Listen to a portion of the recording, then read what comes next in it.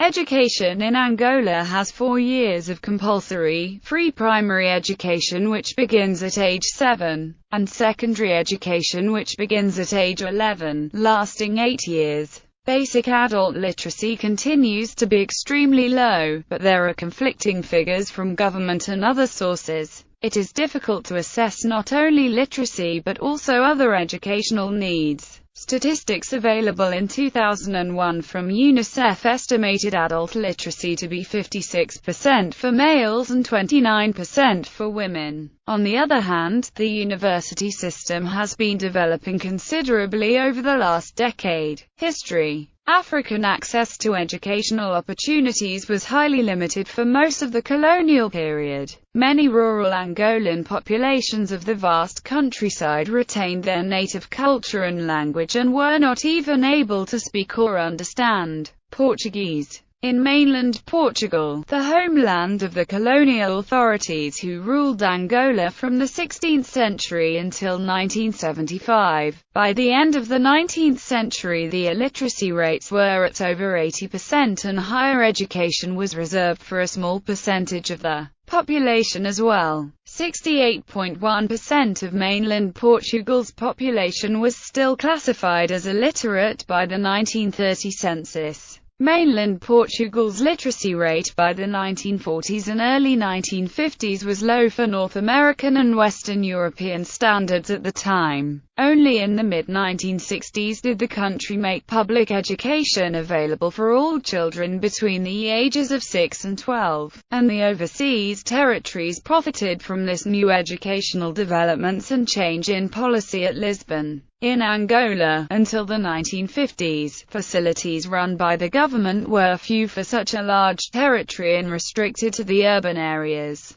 Responsibility for educating Africans rested with Roman Catholic and Protestant missions. As a consequence, each of the missions established its own school system. However, the children were educated in Portuguese language and culture. This centuries-long missionary educational endeavor in Portuguese Angola was subject to Portuguese coordination with respect to several pedagogical and organizational matters. Education beyond the primary level was available to very few black Africans before 1960. And the proportion of the age group that went on to secondary school in the early 1970s was still quite low compared to the white Angolans. Nevertheless, primary school attendance was growing substantially. In general, the quality of teaching at the primary level was reasonable, despite the fact that sometimes instruction was carried on largely by Africans with very few qualifications. Most secondary school teachers were Portuguese. In 1962, the first university established in Angola was founded by the Portuguese authorities and was initially called Estudos Gerais Universitários de Angola. This first Angolan university awarded a wide range of degrees from engineering to medicine. In 1968, it was renamed Universidade de Luanda. The conflict between the Portuguese military and the various nationalist guerrillas, the Portuguese colonial war, did not damage effectively this strong educational growth started in the late 1950s. However, the Angolan Civil War that ensued after independence left the education system in chaos and all the progress achieved in the last 2 decades was seriously damaged. With the independence and the eruption of the Civil War, most Portuguese had left, many buildings had been damaged, and the availability of instructional materials was limited. A report of the First Party Congress published in December 1977 gave education high priority. The government estimated the level of illiteracy following independence at between 85% and 90% and set the elimination of illiteracy as an immediate task. By 1985, after a major literacy campaign, the average rate of adult literacy was officially estimated at 59%. United States government sources, however, estimated literacy at only 20%. At independence there were 25,000 primary school teachers, but less than 2,000 were even minimally qualified to teach primary school children. The shortage of qualified instructors was even more pronounced at the secondary school level, where there were only 600 teachers. Furthermore, secondary schools existed only in towns. The First Party Congress responded to this problem by resolving to institute an 8-year compulsory system of free, basic education for children between ages 7 and 15. School enrollment, which rose very slowly considering Angola's youthful population, reflected the dire effects of the insurgency. In 1977, the government reported that more than 1 million primary school students were enrolled, as were about 105,000 secondary school students, roughly double the numbers enrolled in 1973. What proportions of the relevant age groups these students constituted was not known, but in the case of the primary school students it may have been almost two-thirds, and in that of secondary school students, perhaps a tenth to an eighth. Official government statistics released in 1984 showed that primary school enrollment had declined to 870,410, while secondary school enrollment had increased to 151,759. This made for combined primary and secondary school enrollment consisting of 49% of the school-age population. By 1986, the primary school enrollment had increased to 1,304,145. After the independence of Angola from Portugal in 1975, the Portuguese-built University of Luanda was refounded as the Universidade de Angola in 1979 as a successor of the higher education institutions created during the Portuguese colonial administration. This included other institutions like the Faculty of Agricultural Sciences based in the central Angolan town of Huambo, which was known before independence by its numerous educational facilities, especially the Portuguese-founded Agricultural Research Institute that currently belongs to the Faculty of Agricultural Sciences of the Agostinho Neto University. The University of Luanda, founded in 1962, became known by its current title in 1985 to honor the first president of Angola, Agostinho Neto. In 1984, Luanda's Agostinho Neto University, the country's only university, had an enrollment of 4,493 students. This number had declined to 3,195 by 1986. A total of 72,330 people were enrolled in primary adult education programs in 1986. The government began implementation of its education plan in close cooperation with its allies, particularly Cuba and the Soviet Union. Hundreds of Cuban and Soviet teachers traveled to Angola to teach, and about 5,000 Angolan students studied in Cuba or the Soviet Union. Despite the government's efforts, the UNITA insurgency prevented the construction of a new education system on the remains of that inherited from the Portuguese. Between 1977 and the mid-1980s, school enrollment declined, reflecting the dire effects of the insurgency. The demands of the war had drained funds that could otherwise have been applied to building schools, printing books, and purchasing equipment. Fighting also disrupted the education of hundreds of thousands of school-aged children. A number of Angolan organizations became active during the 1980s in the quest for better educational facilities. In 1987, the JMPLA launched a special campaign to recruit 1,000 young people to teach in primary schools in Luanda province. The groups targeted by the campaign included secondary school and higher education graduates, as well as some workers. The OMA not only sponsored programs to teach women to read and write but was also involved in programs to reduce infant mortality and promote family planning. Even the military formed a special group in 1980, the 8th contingent of the Comrade Dangereux Brigade, whose basic function was to teach primary school. 6,630 brigade members were reported to have taught 309,419 students by 1987. Despite the government's efforts, The UNITA insurgency prevented the construction of a new education system on the remains of that inherited from the Portuguese. The demands of the war had drained funds that could otherwise have been applied to building schools, printing books, and purchasing equipment. In 1988, according to the United States Center for Defense Information, the Angolan government spent more per capita on the military than on education. The war in the southern and central regions of the country also prevented the spread of the school system. The consequences of the fighting, including UNITA attacks on schools and teachers and the massive displacement of rural populations in those areas, disrupted the education of hundreds of thousands of school-aged children. Further damaging to Angola's future was the fact that many of those studying abroad had either failed to complete their courses of study or had not returned to Angola. Since after independence from Portugal in 1975, a number of Angolan students continued to be admitted every year at Portuguese high schools, polytechnical institutes and universities. Through bilateral agreements between the Portuguese government and the Angolan government, most of them belong to the Angolan elites.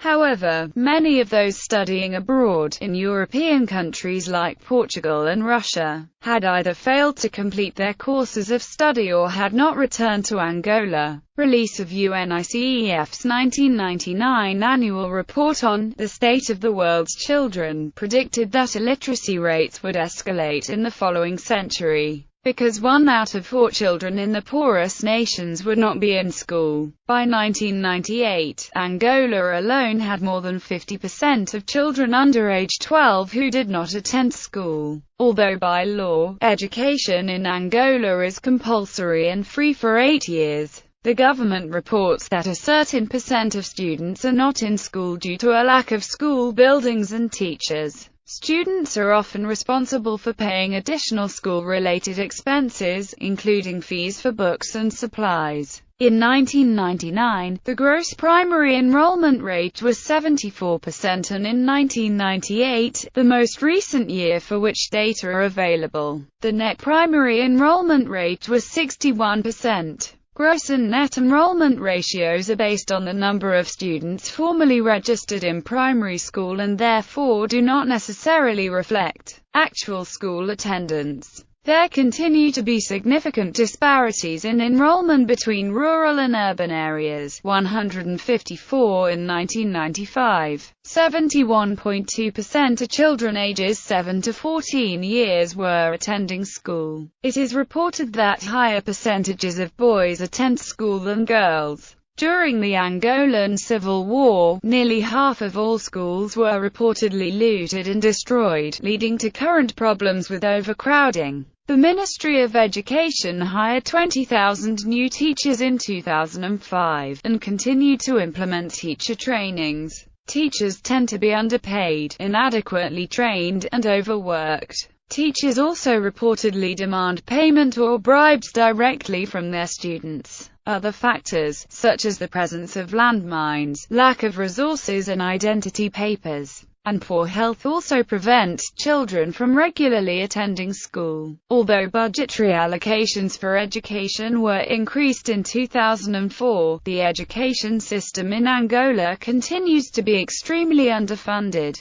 Literacy is quite low, with 67.4% of the population over the age of 15 able to read and write in Portuguese. 82.9% of males and 54.2% of women are literate as of 2001. In Angola in 1999-2000, the gross primary enrollment rate was approximately 74% and the net primary enrollment rate was approximately 30%. In provinces hardest hit by the war, gross enrollment rates averaged less than 40%. In 2002, 26% of children who were enrolled in primary school reached grade 4. Rates of enrollment, retention, and completion in Angola tend to be lower among girls. When the Civil War ended in 2002, Angola's educational infrastructure was in disarray. Several programs started after the end of the Civil War were expected to improve education in Angola. In 2004, the government of Angola concluded its national child registration campaign, which has documented 3.8 million children under the age of 18 years since August 2002. UNICEF and the government of Angola expanded their existing Back to School campaign by recruiting and training 29,000 new primary school teachers for the 2004 school year. As a result, student enrollment has increased by nearly 1 million, primarily in grades 1 through 4. The program is developing into an Education for All program. In April 2004, the Ministry of Education held public consultations on the proposed National Plan of Action for Education for All. Many areas of rapid resettlement, areas hardest hit by the Angolan Civil War, and remote rural areas, however, continue to lack basic social services, including education. This absence of services has led to an increased migration to municipal and provincial capitals, where basic services and schools are already operating beyond capacity. Although primary school construction has received significant support from donors, many of these newly constructed schools lack qualified teachers, curricula, staff, and much-needed resources and support. Viable non-formal education, accelerated education, vocational training, and other alternative educational opportunities are also scarce, and lack qualified teachers, staff, resources and support. Years of conflict have left many students, including former child soldiers, severely traumatized and some physically disabled. Abuse experienced by many abducted and war-affected girls has left them especially vulnerable, and some with young children requiring care during school hours. During the conflict, many students missed years of schooling, resulting in classrooms populated by many overage students. For these young people, the services that are available to them are often inadequate to meet their special needs. Some teacher training and community programs have included special training for adults working with former child soldiers, war-affected children, and children engaged in or at risk of engaging in the worst forms of child labor. Some social protection and educational programs, curricula, policies, and resources have also been revised and made more suitable for this population. However, there continues to be a need for more relevant and adequate teaching techniques, resources, curricula, and teaching tools, formal, vocational, and alternative educational programs, life skills training, social services, community support, educational and social policies and programs, and opportunities for young people to develop into productive and responsible citizens. Current status of primary education. After the end of the Angolan Civil War in 2002, and with the oil price increases in the late 2000s, the Angolan government was able to collect huge financial resources from taxes on oil and diamond extraction profits. This increase of the governmental budget plus the end of the armed conflict allowed a new opportunity to expand and improve Angola's educational system. Angola's education ministry requested the implementation of the Cuban system, beginning in March 2009 in the provinces of Luanda, Benguela, Huambo and Biaya,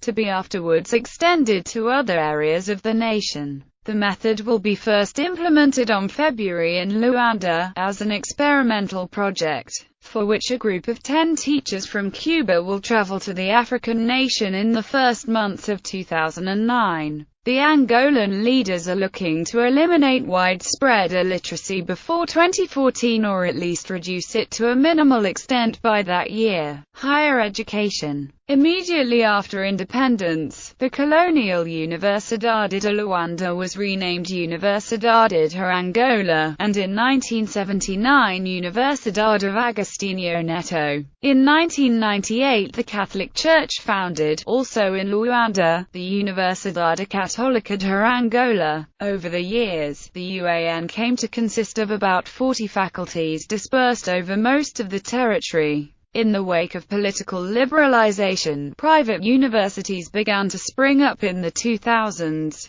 Some of these were linked to universities in Portugal, namely Universidade Lucia da, Universidade Lusófona, and Universidade João Piaget, all of them in Luanda. Others were endogenous initiatives. Universidade Privada de Angola, Universidade Técnica de Angola, Universidade Metodista, Universidade Metropolitana and Instituto Superior de Ciências Sociais e Religiosos Internacionais. The creation of an Islamic university in Luanda has been announced by Saudi Arabia. In 2009, the UAN split up. While it still exists under the same name in Luanda and Bengo province, the faculties existing in Benguela, Cabinda, Huambo, Lubango, Malanjam Uige now constitute autonomous public universities.